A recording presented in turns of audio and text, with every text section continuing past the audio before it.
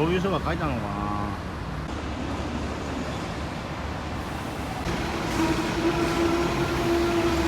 ね。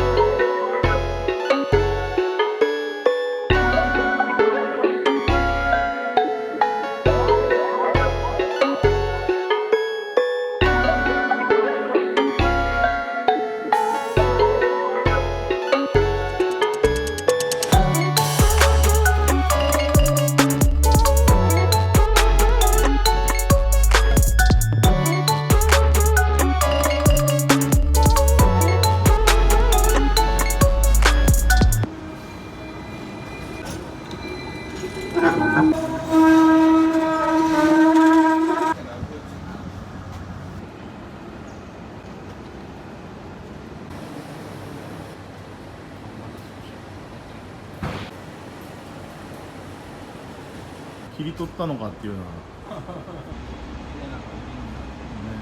またそうなるとここの風景も変わって。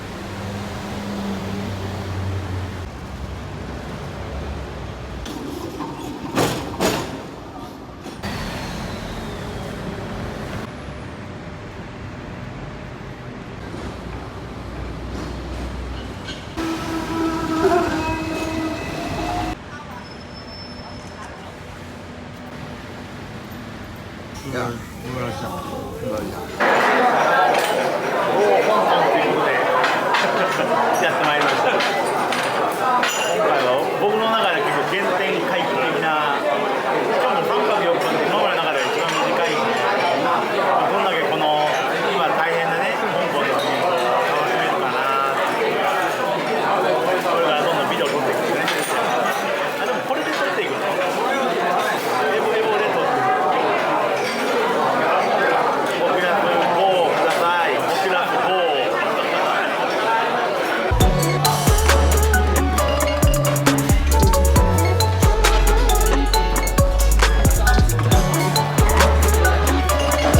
香港。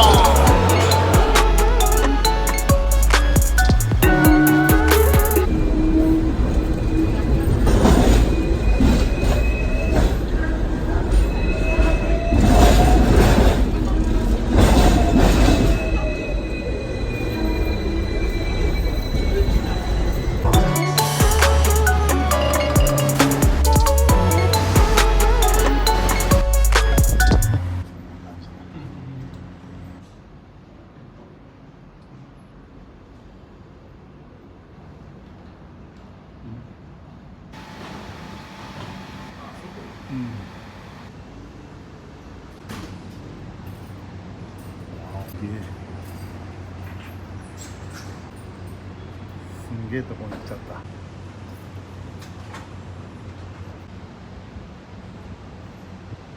ホームな感じのとこだな。もぐもぐ隊の